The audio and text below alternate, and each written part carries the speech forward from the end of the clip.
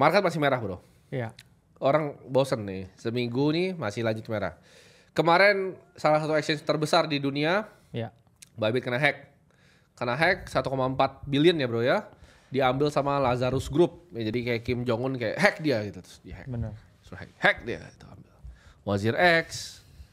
Kemarin di Indonesia sempat Indodax. Sekarang Bybit. Jadi kayaknya exchange gimana bro? Lu berani gak simpan duit di exchange?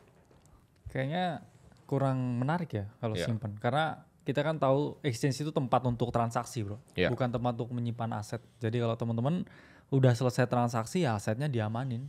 Iya. Ya. Sama aja kan dalam konsep apapun ya.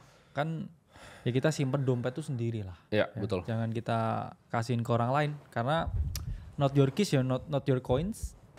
Meskipun kemarin udah terrecover dengan sangat baik ya dengan 1,5 billion ya. Dan ternyata ya bisa dimitigasi bro Betul. setelah dicuri ya. Jadi harapannya nggak ada case-case seperti itu lagi. Meskipun saya nggak bisa confirm juga karena pasti akan ada lagi dengan skala yang lebih besar.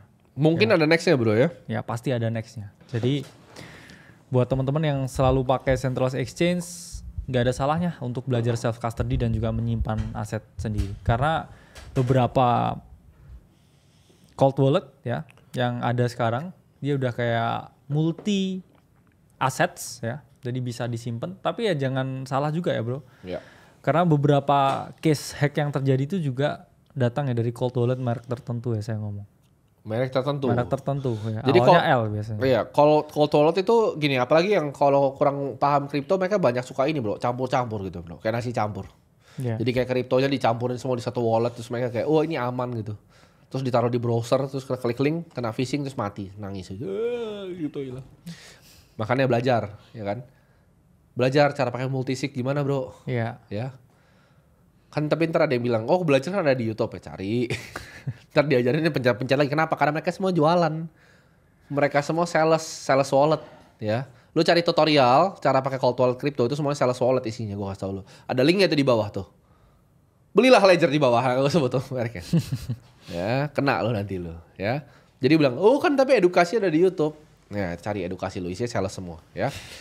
Jadi gimana bro? Menurut lu apakah ada dampaknya ke Ethereum? Karena gini, Ya. kita sebelum kita ngomongin price action Bitcoin, teman-teman tahu kita akan bahas outlooknya. Tapi kita bahas dulu price action di Ethereum dulu. Karena gini, ketika kemarin terjadi ke-hack, yang pertama gue ngobrol ke Bro Kakak adalah gini. Banyak yang desak Vitalik untuk bikin voting kan. Ya. Untuk di roll up balik chainnya. Itu berarti buktinya apakah ini Ethereum ini blockchain yang fake bro? Kan kita lihat banyak sekali katanya kripto kan. Tapi Ya. uang yang dihack di Lazarus itu justru bisa di stop di beberapa bridge. Sedangkan kalau itu waktu itu formatnya Bitcoin yang diambil keluar nggak akan pernah bisa diapa-apain. Yes. Karena Gimana even menurut lo? kemarin USDT pun juga ya membantu dengan Ya, membekukan ya transaksi 180.000 USD kalau nggak salah ya. Out of 1.5 billion ya. Yang mana itu nggak sebanding juga ya dengan nilai hacknya. Dan saat ini hackernya pun juga udah kewalahan bro nyuci duitnya. ya, Karena kemarin hackernya juga launching salah satu koin juga di Pump Fund sebagai upaya Ya. untuk laundry ya. Oke, untuk laundry the money ya. Ya. Jadi kalau kita lihat price actionnya Ethereum, gimana itu bro? kita lihat very weak low ya di area 2000 ya.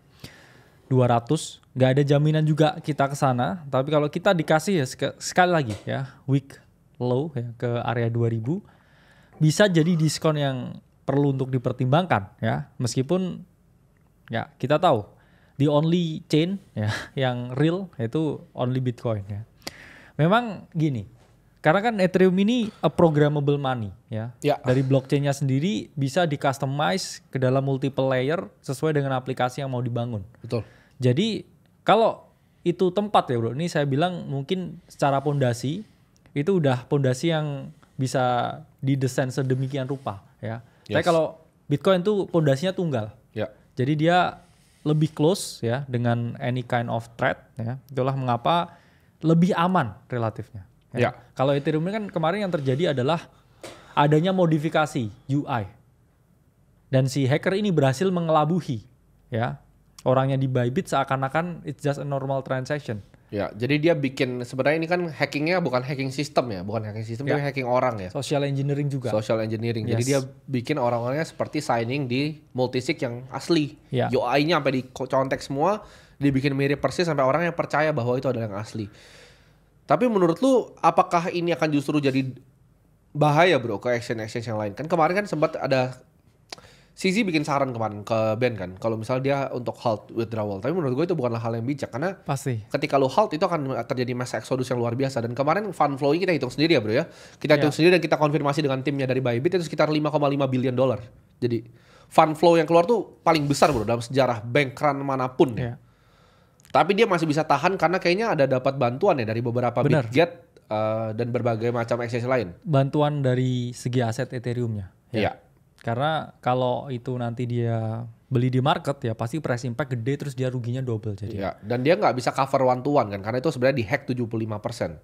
Jadi Ya. based on proof of reserve-nya Merkle tree-nya itu harusnya nggak bisa di cover kan bro sebenarnya. Jadi butuh pinjaman. Dan gimana bro secara korporat kalau running exchange begitu kan teman-teman bilang Ya. katanya running exchange enak. Nah coba itu mungkin working capitalnya Bybit mungkin selama 3 tahun hilang ya. Kalau nggak tahu hitungan gue ya working capitalnya hilang. Dan pasti juga ke dana pribadinya Benzo juga kayaknya. Iya. Pasti buat nalangin ya, kejadian ini. Karena kalau kita lihat Bybit ya as a company ya, kita bisa lihat nih di sini masih 12 billion ya total. Ya. Di mana 10% ya asetnya lenyap yang mana kita tahu ya memang mereka ambil ya dari Yes. custody dan juga margin call juga fee. Ya at least menurut saya 2 tahun ya profitnya hilang. 2-3 tahun ya. 2-3 tahun. Bahkan menurut saya working capital bukan cuma profit ya. Bahkan Iya. aset-aset di neracanya juga dipakai dan bahkan gue setuju dengan lo bro. Bahkan mungkin masuk sampai ke Dana kantong pribadi.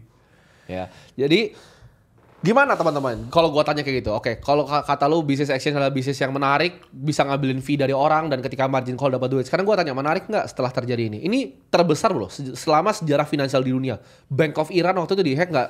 Bukan dihack, dicolong beneran. Ya. Kurang dari ini. Bank of Bangladesh juga itu Lazarus Group juga kalau nggak salah. Yes. Kurang dari ini. Even total yang dirampok dari ransomware WannaCry itu nggak sebesar ini. Ini the biggest Ya. dalam sejarah finansial dunia. So is it wise untuk sebagai seorang pribadi untuk punya exchange? Gua rasa kalau untuk gua risk and rewardnya gini. Sure gue bisa bikin uangnya besar sekali kalau gue bikin exchange. Tapi apakah itu akan bring gue benefit kayak tidur yang tenang? Itu kalian lihat deh pas dia live. Itu di Singapura berarti kalau gue nggak salah jam 1 malam ya. Setengah 1. Di Singapura ya, jam Ya. Singapura bukan jam sini ya. Setengah satuan dihack. Rambutnya udah rapih tuh dia. Ya kan? Itu Ya, pasti pakai dari pomade rumah ya. bro. Ya. Itu dari rumah, lari kan kita tahu dia ada studionya kan. Ya. Lari kan, parkir Bentley-nya dulu, naik ke atas kan, rapin rambut set. Terus live. Gue jujur, kalau tanya apakah itu hidup yang gue mau? Mungkin bukan ya bro ya. Yes. Dan itu kenapa kayak kita nggak bikin exchange, Ya. kita juga nggak pernah mau kelola uang orang.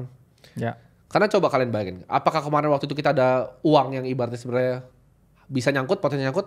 Pasti ada dong. Ya. Karena kita sebagai trader kita harus manfaatkan semua platform yang ada. Utility, ya. Semua utility yang ya. ada kita manfaatkan. Tapi pertanyaannya, apakah kita panik banget? Panik dikit mah ada lah ya. Panik dikit mah pas under review mah ada. Tapi apakah kita kayak kebakaran jenggot? Enggak. Ya, karena kenapa? Kita nggak pernah punya duit orang, kita nggak pernah punya exchange, kita nggak punya platform finansial, bro. Yes. Dan kita semua cuma kelola duit pribadi doang. Jadi tidur kita tenang pas malam hari. Ya preferensi hidup orang masing-masing. Lu bisa kaya banget kayak CZ yang berhasil bikin Binance. Kaya banget. Dia mungkin orang termuda terkaya yang pernah ada di dunia itu, CZ itu. Dan kalau lu ngomong kayaan CZ atau Elon Musk, gue kan bilang sini gue kasih tau kayaan CZ menurut gue. Elon Musk tuh sahamnya cuma di saham Tesla doang, that's it. Dia mau beli Twitter harus ngutang, harus ngerepo sahamnya. Dia mau beli rumah harus ngerepo sahamnya. Ketika sahamnya turun di harga tertentu dia mampus dan dia harus jual semuanya. Iya. Itu bukan cara yang enak untuk hidup. CZ itu kayak mau beli Kalau pulau di Dubai kemarin, begini. Ya misalkan yang menang Kamala itu Ya. Elon pasti langsung bangkrut itu. Ya. Setuju gua. Iya. Jadi Simple. Dia betnya salah itu Yes. di Trump. dia dorong semua media ke situ, itu dia akan kena lawsuit after lawsuit, itu Elon Musk sudah bangkrut. Ya paling pindah ke Cina ya, yang Mungkin paling realistis ya. Realistis pindah ke Cina. Dan gue nggak suka terlalu ngebetting begitu di hidup gue. Gue Bro Kakak tuh kayak kita simple life. Kita di kantor ngaso, ya kita investasi dengan jangka panjang. Ya. Kita ngaso ya orangnya.